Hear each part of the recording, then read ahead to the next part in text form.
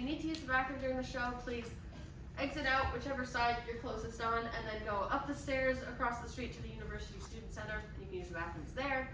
If there's an emergency, just exit the way that you entered, so up the stairs, out the doors. You get the drift. We have a few other student theater shows going on in the next few weeks.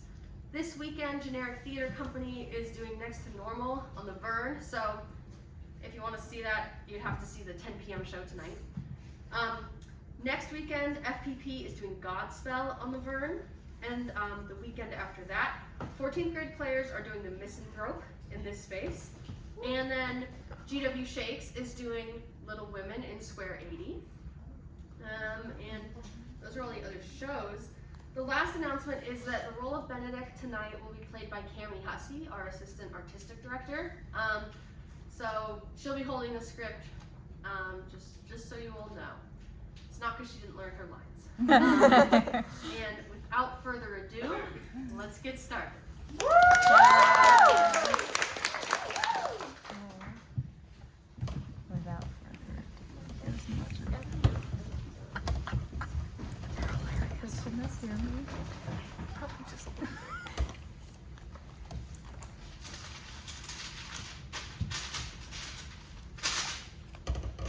I learned in this letter that Don Pedro of Aragon comes this night to Messina and hath bestowed much honor on a young Florentine called Claudio.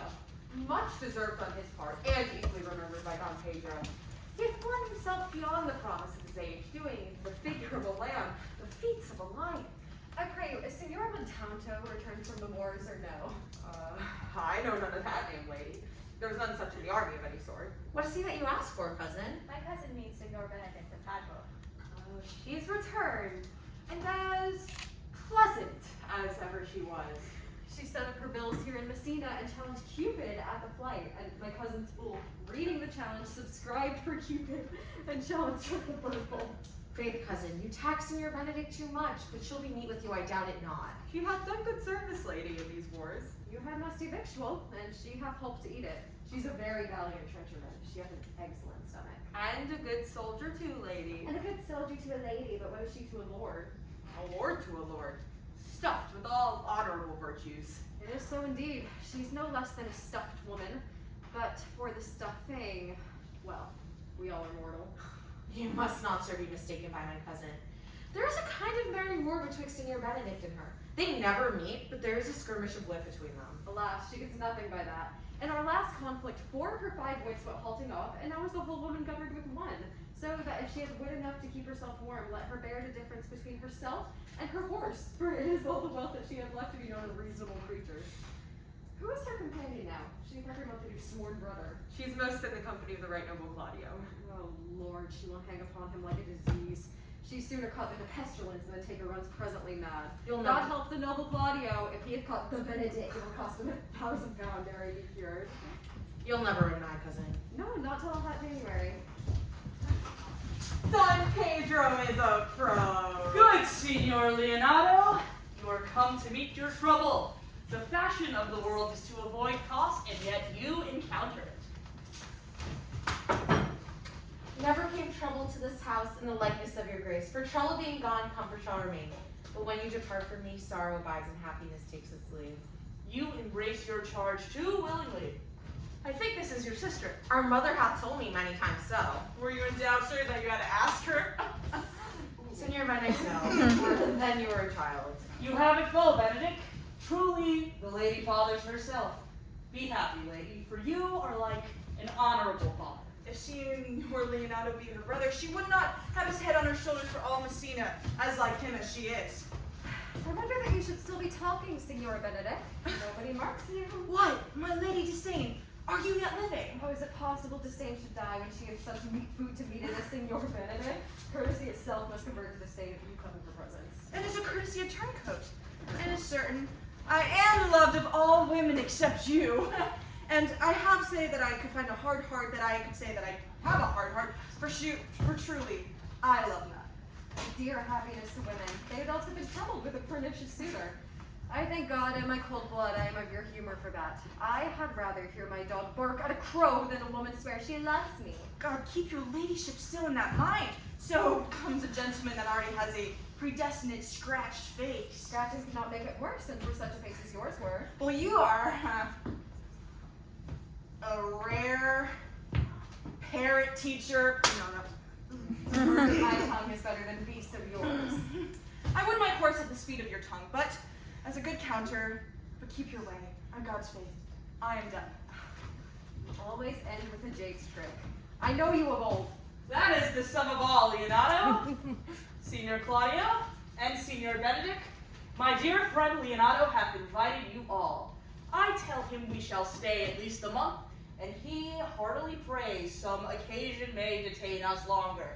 I dare swear he is no hypocrite, but prays from his heart. If you swear, you shall not be forsworn. Let me bid you welcome, my lord. For reconciling with the prince your brother, I owe you all duty. I thank you. I am not of many words, but I thank you. Please, at your grace, lead on.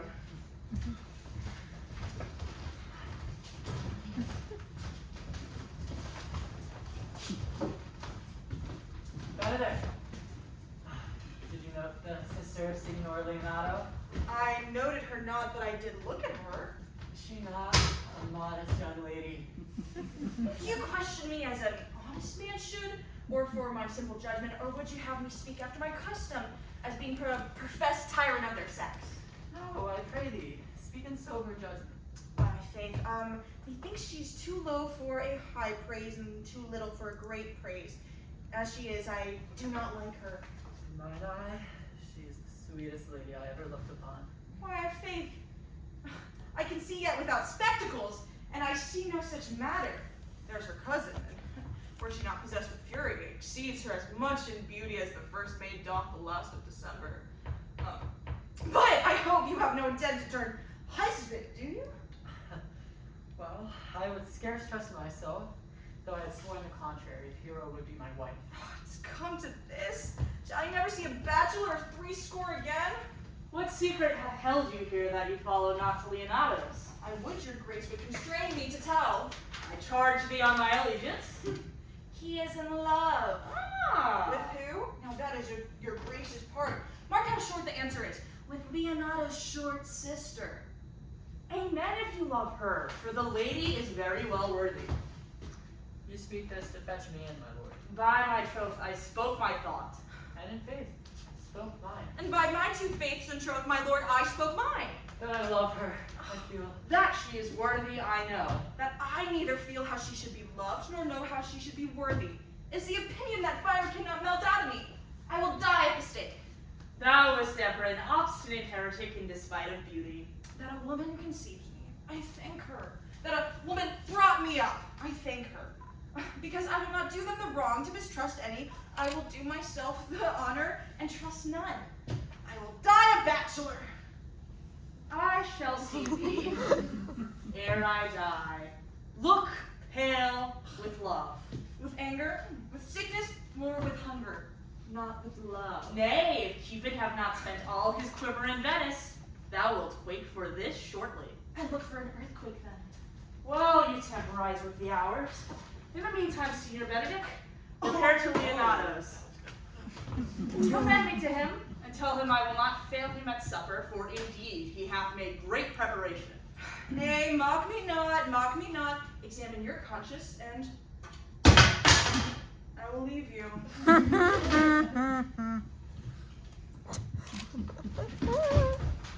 My liege, your highness may do me good now. Dost thou affect her, Claudio?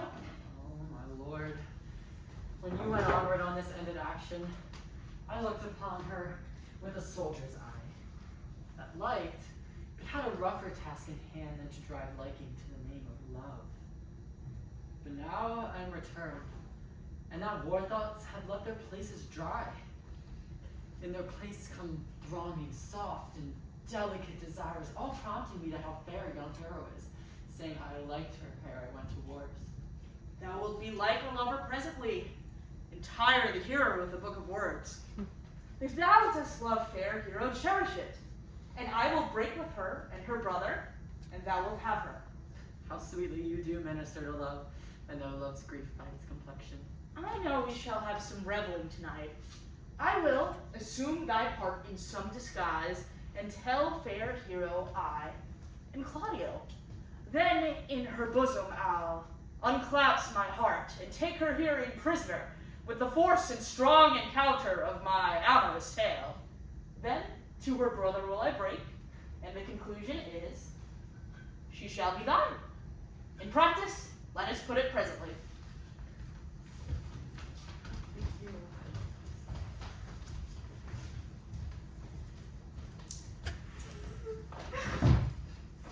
What good year, my lord? Why are you thus measure sad? There's no measure in the occasion that breeds. Therefore my sadness is without limit. You have late stood out against your brother, and yet newly taken you into his grace, where it is impossible that you take true root, but by the fair weather you make of yourself. You must frame the season for your own harvest. I'd rather be a canker in a hedge than a rose in his grace, and it better suits my blood to be disdained of all than fashionate carriage to rob love from any. In this, however, I cannot be said to be a flattering, honest man. It must not be denied that I am a plain-dealing villain. Can you make no use of your discontent? I make all use of it, for I use it only. Who comes here? What news, Baracchio? I come from a great supper, and I can give intelligence on an intended marriage. Will it serve any model to build mischief on? What is he for a fool that would betroth himself to unquietness? Mary, it is your brother's right hand.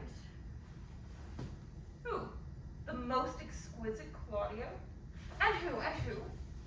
Which way looks he? Mary on Kiera, the sister of Leonardo. Being entertained as a perfumer as I was smoking a musty room, in comes me, the prince, and Claudio, hand in hand in sad conference. I went me behind the arras, and there heard it agreed upon that the prince shall woo Hero for himself, and having obtained her, give her to Count Claudio. Come, let us thither. This may prove food for my discontent.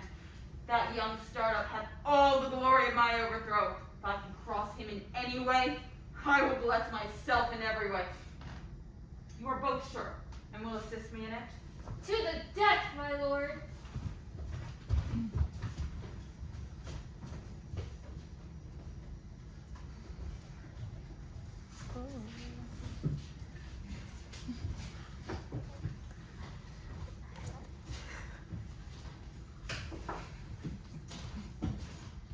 Was not Count John here at supper?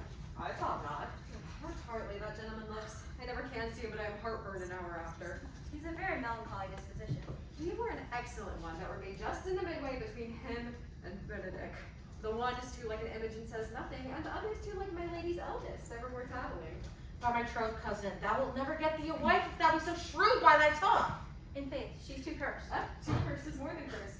I shall listen God sending that way, for it is said, God sends a cursed cow short horns, but to a cow too cursed he sends none.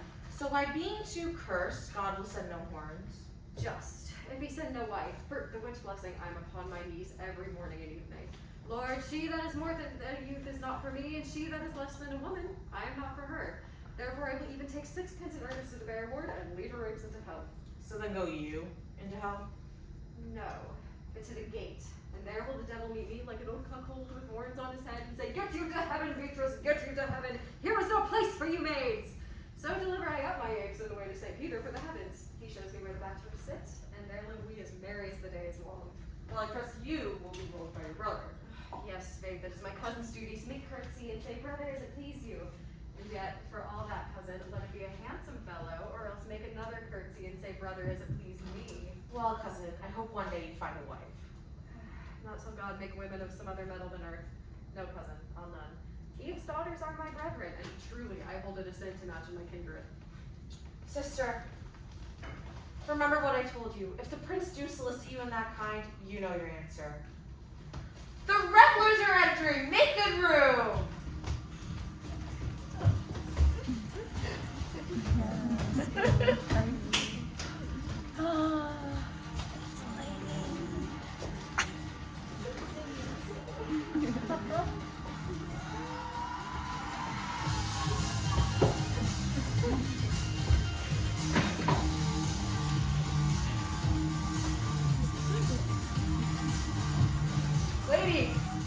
walk about with your friend? So you walk softly, look sweetly, and say nothing. I'm yours for the walk, and especially as I was before. With me in your company. Oh, God, then the loop should be like the case. My visor is filamentary. Within the house is gold. Then your visor should be flat. Speak low if you speak love. Well, I would did you like me. So would not I for your own sake, for I have many ill qualities. Which is one? I say my prayers aloud. I love you the better. The hearers may cry, Amen. God match me with a good dancer. Amen. Will you not tell me who told you so? No, you shall pardon me. Nor will you not tell me who you are? Not now. That I was disdainful and got my good wit out of the 100 merry tales. Why, this is Signor Benedict that said so. Oh, what's she? I'm sure you know her well enough. Not I, believe me. Did she ever make you laugh? I pray you, what is she? Why, she is the prince's jester, a very dull fool. Only her gifts lie in devising impossible slanders. None but libertines delight in her, for she both pleases men and angers them, and then they laugh at her and beat her. I'm sure she's in the fleet. I wish she had boarded me. When I know the woman, I will tell her what you say. Do. She'll have bring a comparison or two on me, which peradventure not marked or not laughed at, strikes her into melancholy. You just follow the leaders. Oh, and all good things.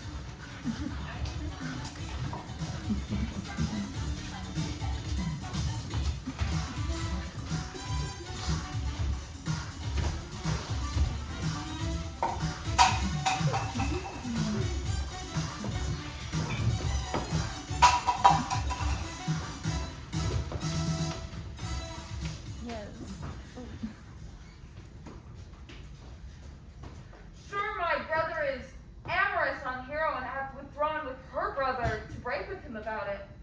The ladies follow him, but one visor remains. And that is Claudia. I know him by his bearing. Are you not Signor Benedict? You know me well. And she? Signor, you are nearer to my brother in his love. He is enamored with Hero. I pray you, you must dissuade him to break with her. She is no equal for his birth. You may do the part of an honest man in this. How do you know he loves her? Why, I heard him proclaim it. And so did I, too. Swore he would marry her tonight. Come, let us banquet.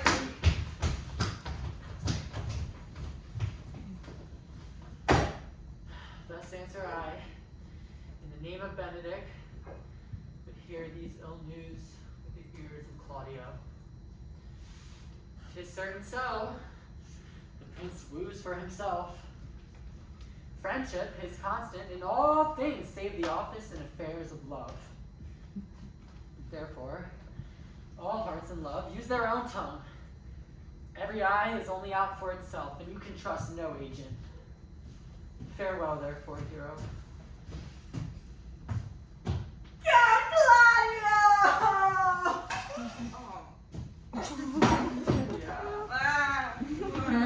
The same. Come, will you go with me? Little. Even to the next willow, about your own business counting. The prince has got a hero. I wish him joy of her. I pray you, leave me. Oh! Now you strike like the blind ants. What's the boy that stole your meat and you'll beat the post? If it'll not be, I'll leave you. Alas, poor hurt fowl. Now we'll creep into the sedges.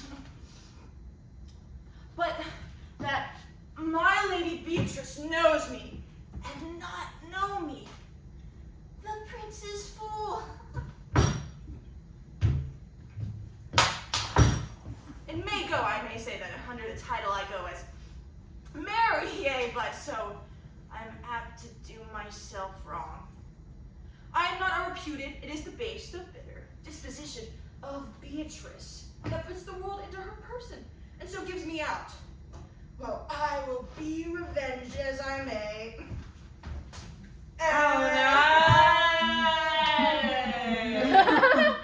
Now, senor. Where's the Count? Did you see him? Oh, troth, my lord, I found him here, as melancholy as a lodge in a warren. I told him, and I think I told it true, that your grace had got the goodwill of the young lady. Yeah, what's his fault? The flat transgression of a schoolboy who, being overjoyed and finding a bird's nest, shows it to his companion, and he steals it. Wilt thou make trust a transgression? You, as I take it, have stolen his bird's nest. I will but teach them to sing and restore them unto the owner. If their singing answer your saying, by my faith, you say honestly. The Lady Beatrice hath a quarrel to you. The gentleman that last danced with her told her she is much wronged by you. Oh, she misused me by the past endurance of a block. She told me, not thinking I had been as myself, that I was the prince's jester. That I was duller than a grating fall, huddling just upon jest with such impossible conveyance upon me that I stood, like a woman at a mark with a whole army shooting at me. She speaks poignards, and every word stabs. And if her breath were as terrible as her termination, there would be no living near her. She would infect to the North Star. I would not marry her. Okay. Though she were endowed with all that Adam had left him before he transgressed. So indeed, all disquiet, horror, and retribution follows her. Oh, look, here she comes. Will your grace command me in any service to the world's end? I will go the slightest errand now to the antipodes that good any devise to send me on. I will bring you the length of Priest John's foot, fetch you hair off the great cham's beard, do you and the ambassadors to bigmies, rather than hold 3 words conference with that harpy. You have no employment for me. None but to desire your good company. Oh God, sir, here's a dish I love not. I cannot endure my lady tongue. God. Oh my God! Come, lady, come. You have lost the heart of Signor Benedict. Oh, indeed, my lord. She lent it me a while, and I gave her good use for it. A double heart for her single one. Mary, once before she won it of me with false dice. Therefore, your grace may well say I have lost. You have put her down, lady. You have put her down. So I wish she should not do me, my lord, lest I prove another of fools. I brought Count Claudio, whom you sent me to seek. How now, Count? Wherefore are you sad? Not sad, my lord. How then? Sick? Neither. The Count is neither sad, nor sick, nor merry, nor well, but a civil Count. Civil as an orange, and something of that jealous complexion. Lady, I think your blazing to be true, though, if he be so, his conceit is false. Dear Claudio, I have wooed in thy name, and fair hero is won. I have broke with her brother, and his good will obtained. Name the day of marriage, and God give thee joy. Count, take of me my sister, and with her my fortunes. His grace has made this match, and grace say amen to it. Speak. Silence is but the perfectest herald of joy. I were but a little happy if I could say out. Speak, cousin, or if you cannot stop him with a kiss and let him not speak neither. In faith, lady, you have a merry heart. Yeah, my lord, I think it's poor fool that keeps on the windy side of care. My cousin tells him in his ear that he is in her heart.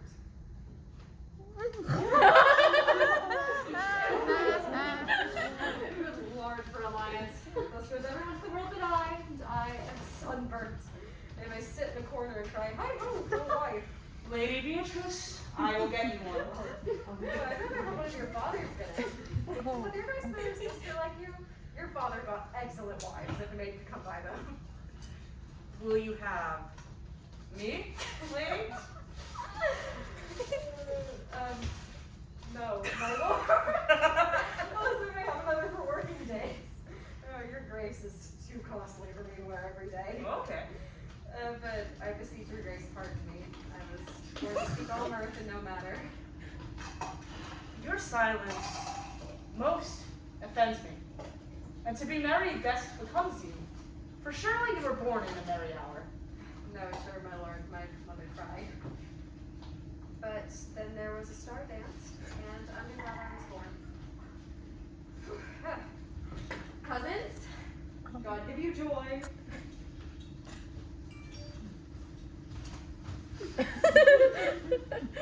By my troth, pleasant-spirited lady. There is very little of the melancholy element to her, my lord. She is never sad but when she sleeps, and not even sad then. My sister had told me that many times she dreams of unhappiness but waked herself with laughing.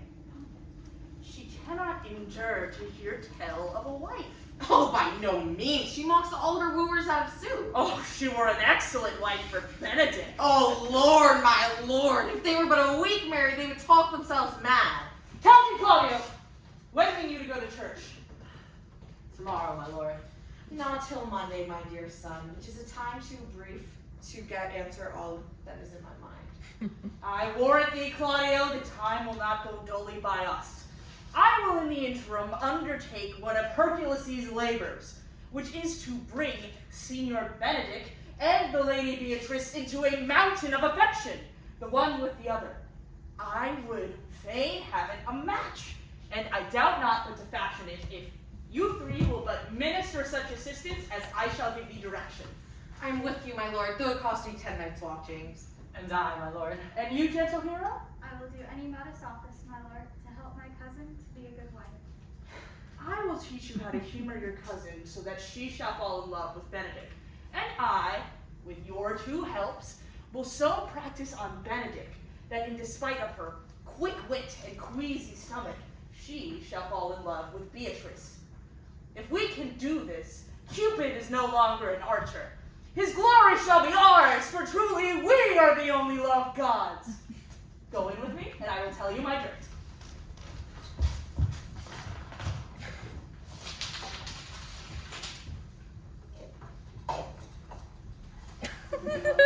Let's go. It is so.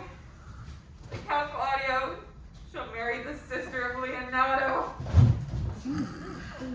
Yea, my lord.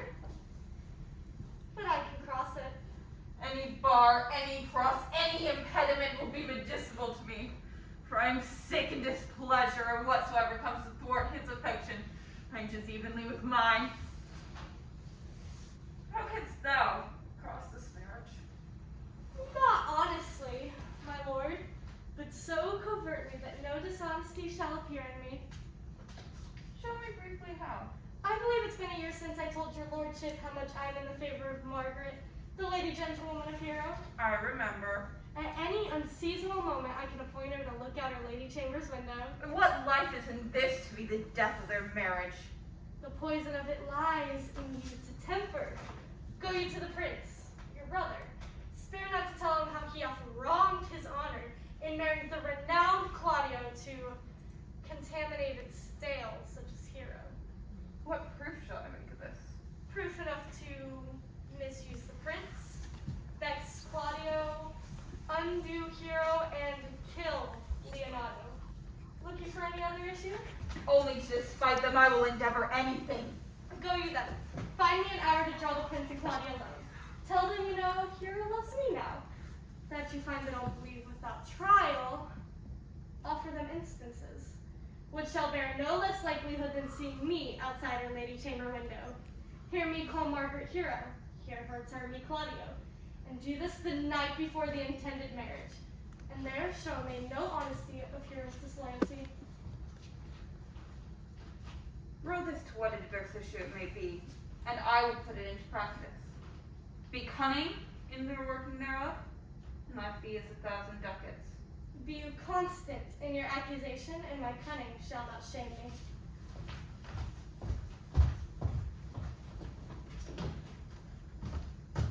I do much wonder that one man, seeing how much another man is a fool when he dedicates his behaviors to love, will after he hath laughed at such shallow follies, and another become the argument of his own scorn by falling in love. And such a man as Claudio. I have known when no music other than the drum and the fife, and now he had rather hear the tabor and the pipe. I have known when he would have walked 10 miles afoot to see a good armor, and now he will lie 10 nights awake, carving the fashion of a new doublet. He was wont to speak plain and to the purpose, like an honest man and a soldier. And now he is turned orthography. His words are very fantastical bouquets to so many strange dishes. May I be so converted and see with these eyes? I cannot tell. I think not. I will not be sworn, but love may transform me into an oyster. But I'll take my oath on it, till she have made an oyster of me, she shall never make me such a fool. One woman is fair, I am very well. Another is wise, yet I am well. Another virtuous, yet I am well. But till all graces be in one woman shall not come in my grace. Rich, she will have to be rich. Wise, or I'll not have her. Virtuous, or I'll cheapen her. Fair, or I'll not look at her. Mild, or come not near me. Noble, or not be an angel. Of good discourse, an excellent musician, and our hair will be whatever pleases God. Oh, the prince and Monsieur Love come. I will hide. Come, shall we hear this music? Yes, my good lord. How still the evening is, as hush shall purpose to grace harmony. See you where Benedict hath hid herself? Oh, very well, my lord. Come, Balthazar. We'll hear that song again. Oh, good my lord. Tat's not so bad a voice to slander music any more than once. It is the witness of excellency still, to put a strange face upon his own perfection. I pray thee, sing, and let me woo no more. Because you talk of wooing, I will sing. Since many a wooer doth commence his suit to her he thinks not worthy, yet he woos, yet he will swear he loves. Come, I pray you. Or if thou wilt hold longer argument, do so in notes. Note this before my notes.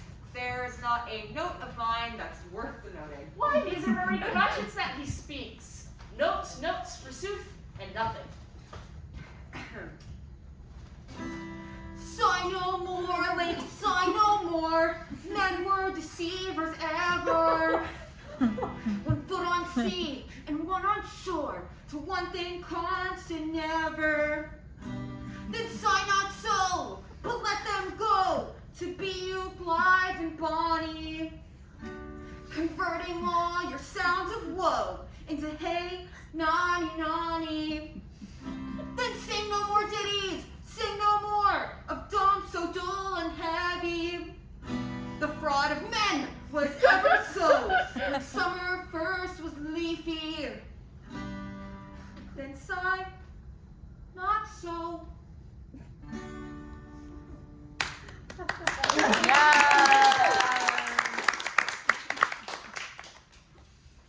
By my troth, a good song. And an ill singer, my lord. And had he been a dog that should have howled thus, they would have hanged him. No, in faith, thou singst well enough. Balthazar, I pray thee, get us some excellent music for tomorrow night. We would have it at the Lady Hero's chamber window. The best I can, my lord. Do so. Farewell. Come hither, Leonardo. What was it you told me of today? How your cousin Beatrice is in love with Signor Benedict. I never did. I never you would have loved anyone. No, nor I neither, but most wonderful that you choose to dote on Benedict, who in all our behaviors seem to abhor. Is it possible? Maybe is she not but counterfeit? Hey, like enough. Oh, counterfeit. There's never been counterfeit of passion so near the life of passion as she discovers it. Why? What effects of passion shows she? What effects, my lord? You heard my sister tell you how. How, I pray you? I would have I thought her spirit had been invincible against all assaults of affection. should. I would have sworn it had, my lord, especially against Benedict. I should think this a gall, but that white-bearded fellow speaks it so. She have taken the infection. Hold it up. Hath she made her affection known to Benedict? No, and she swears she never will. That is her torment. She's beginning to write to her. She is up 20 times a night and sits in her smoke until she has written a piece of paper. My sister tells me so. Oh, the torment! She ripped the letter into 1,000 alphabets, railed at herself for being so immodest as to write to someone who would flout her. Then down upon her knees she falls, prays, weeps, sobs, beats her heart, tears her hair. Oh, sweet Benedict, God give me mercy. My sister tells me so. The ecstasy hath overborne her, and my sister fears that she may do an outward rage upon herself. It were good if Benedict knew of it, if she will not discover it by some other. To what ends? She would make a sport of it and torment the poor lady worse. And she should, and for an alms to hang her. Beatrice is an excellent sweet lady, and out of all suspicion she is virtuous. And she is exceeding wise. Oh, and everything but beloved Benedict. Oh! She is valiant. Yes. I wish Beatrice had bestowed this dotage upon me. I would have daffed all other respects and made her half myself.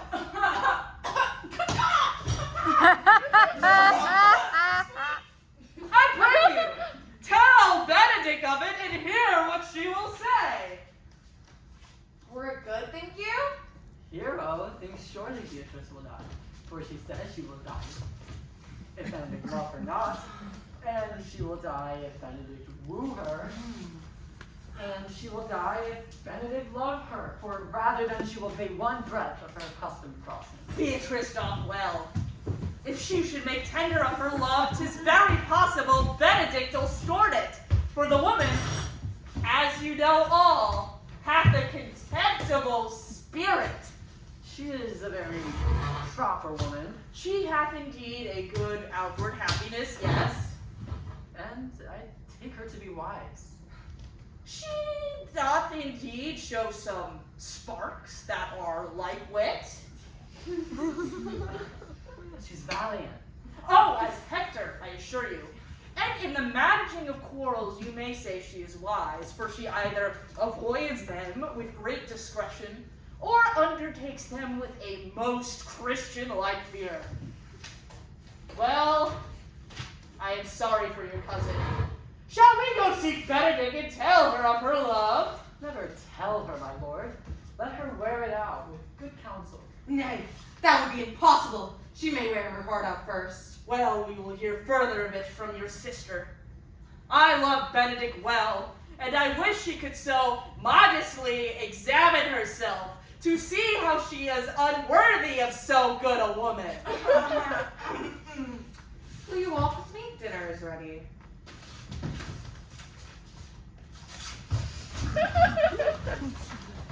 If she do not dote upon this, I will never trust my expectation. Let the same net be cast for Beatrice, that your sister and her gentlewomen must carry. The sport will be when they hold one an opinion of another's dotage, and no matter. That is the scene that I would see. Let's send Beatrice to call Benedict into dinner. This can be no trick. The conference was sadly born, but they have the truth of it from Hero. They seem to pity the lady. It seems her affections have their full bent. Love me! Why? It must be requited. I hear how I'm censured. See, I will bear myself proudly if I perceive that love come from her. And they say too that she would rather die than give any sign of affection. I did never think to marry. I must not seem proud. Happy are they that hear the distractions and can put them to mending. They say the lady is fair. 'Tis a truth. I cannot bear them witness. And virtuous, 'tis so. I cannot reprove it, and wise, but for loving me. And my truth is no addition to her wit, nor no argument to her folly. For I be horribly in love with her. I may have chanced to have some odd quirks and remnants in my broken wit, because I have railed so long against marriage, but doth not the appetite change? What woman loves the meat in her youth, and she cannot endure it in her age? Shall quips and sentences and these paper bullets of the brain awe a woman from career of her humor? No. The world must be peopled. When I said I would die a bachelor, I did not think I should live till I were married. Here comes Beatrice. By this day she's a fair lady. I do spy some marks of love in her.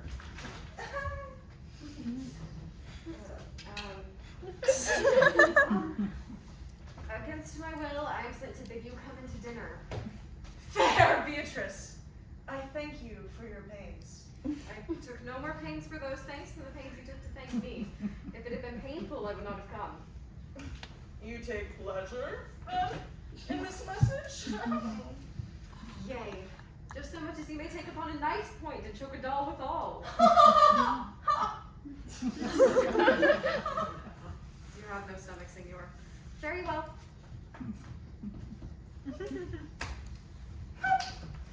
Against my will, I am sent to bid you come to dinner. There's a double meaning in that. I took no more pains for those things than you take pains to thank me. That is much to say, any pains that I take for you is as easy as thanks. If I do not take her out of pity, I am a villain. I will go get her picture.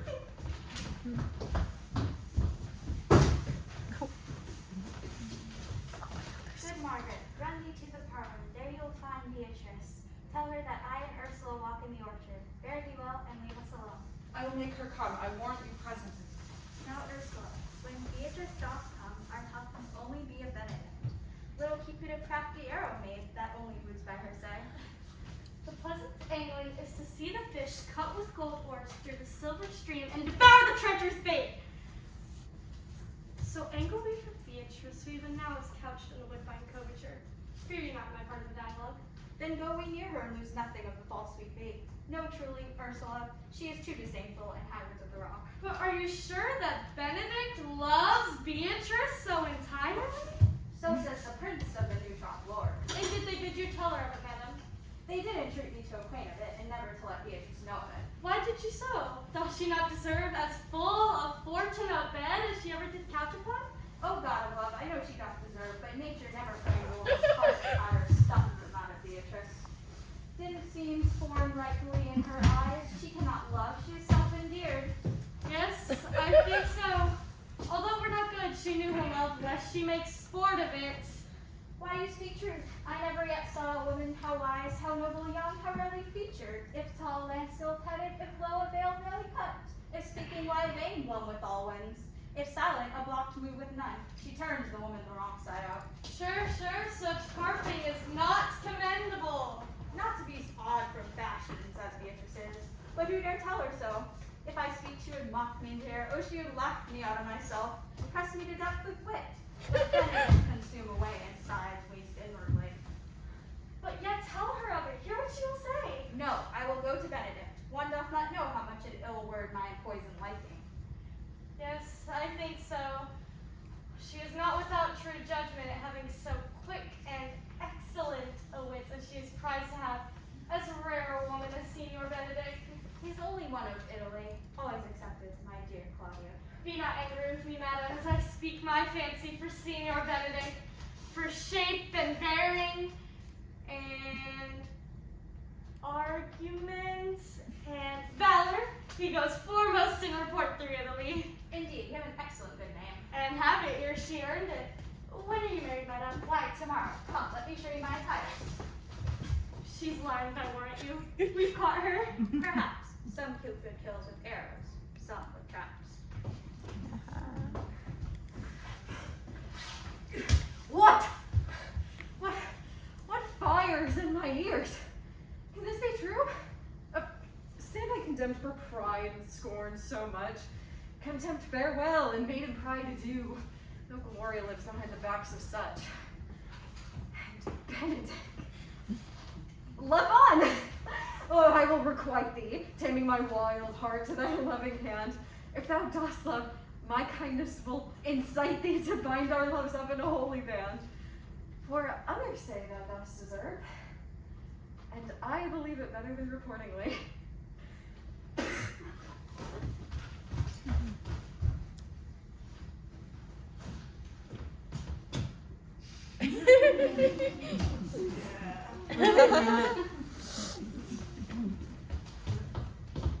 Oh, gallants! I have not been as I've been.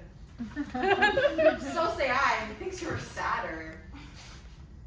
I hope she be in love. Oh, hang her truant.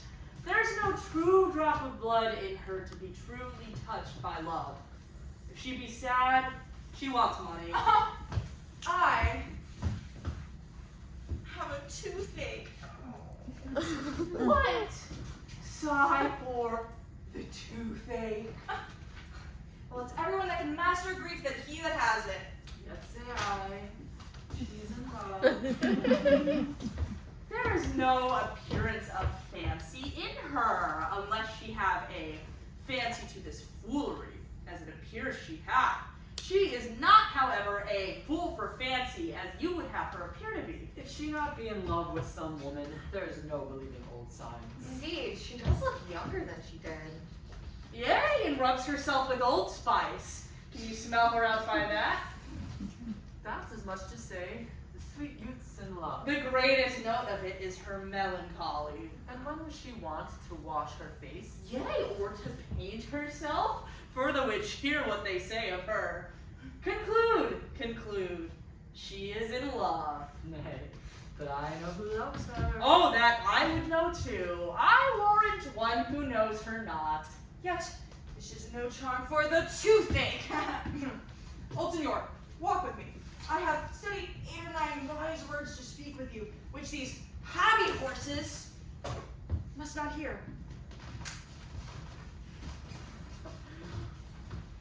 For my life, to break with him about Beatrice. 'Tis even so. Hero and Margaret have by this played their parts, and soon the two beasts will not bite one another when they meet. My lord and brother, God save you. Good den, brother. If your leisure served, I would speak with you presently, In private? if it pleases you. Yet Count Claudio may hear, for what I have to speak of yet concerns him. What's the matter? Means your lordship to be married tomorrow? You know he does. I know not that when he knows what I know. Why? What's the matter? If there be any impediment, I pray you discover it. I came hither to tell you, and circumstances shorten, for she has been far too long in talking of. The lady is disloyal. Who, Hero? Even she, your hero, Leonato's hero, every man's hero. Disloyal? The word's too good to paint out her wickedness. Go but with me to her window chamber tonight, and you shall see her window enter the night before her wedding day. If you still love her, then you may marry her. But it would better suit your honor to change your mind. May this be so?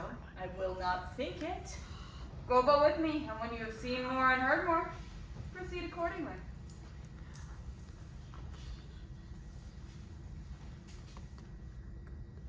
If I see anything tonight, why I should not marry her tomorrow in the congregation where I should wed her, then there I will shame her. And as I wooed for thee to obtain her, I will join thee to disgrace her.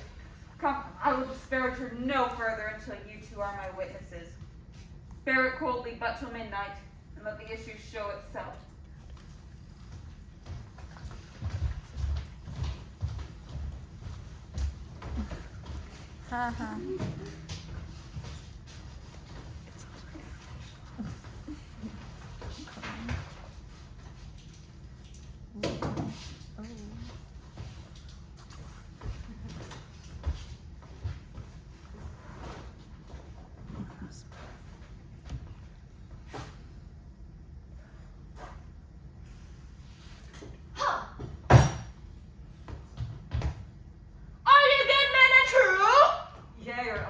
pity, but that they should suffer salvation, body and soul. Nay, there were a punishment too good for them.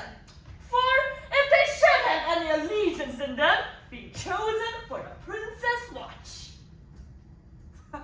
Give them their charge, neighbor doctor. First, who think you the most deservest man to be constable of the watch? Hugh Oatcake, sir. Or George Sequel, for they can write Greek. Oh, come hither, neighbor sequel. To be a well-favored man is a gift of fortune, but to write and read comes by nature. Both which master. I know it will be your answer. Well, for your favor, sir, why give God thanks and make no boast of it. And for your writing and reading, let it appear when there is no need of such vanity. You are thought here to be the most fit man to be constable of the watch. Therefore, bear you the lantern. Here's your charge. You're here to comprehend all favor men in the name of the prince. How if all will not stand? If he will not stand when he's bidden, he is none of the prince's subjects. True, for we are to meddle with none but the prince's subject. Oh, and for your watch, you may make no noise on the street, for the watch is to babble and to talk is the most tolerable and may not be endured. We will rather sleep than talk.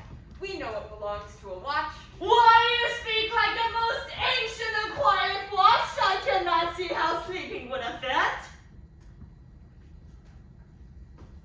Oh, if you do meet a thief on street, you may suspect him by virtue of your office to be no true man. Why, for that kind of man, the less you meddle or make with them, the more is for your honesty. If we know him to be a thief, shall we not lay hands on him? Oh, yeah, you may, but I think that the touch filed should be depatched. You've always been called a merciful man, Carl. Well, here's the end of your charge. You're to present in the prince's own person. If you do meet a prince at night, you may stay him. Nay, by Our Lady, think it cannot. 5 shillings to 1 on it. If you do know the status of the prince, and if the prince be willing, you may stay him. For our watch is to offend no one, and it is an offense to stay someone against his will. Our Lady, I think it be so. Well, masters, good night.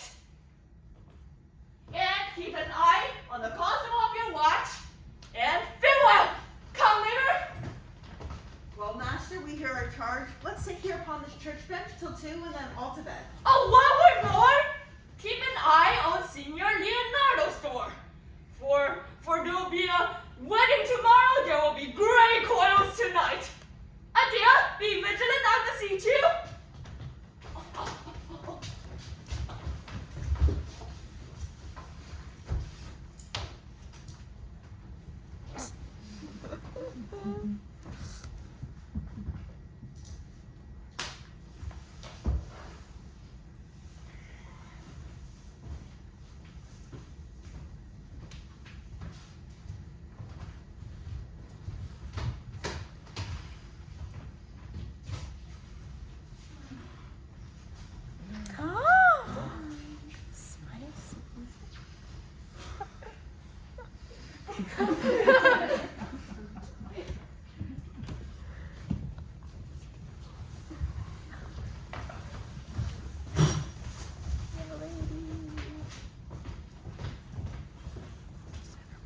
We'll now take a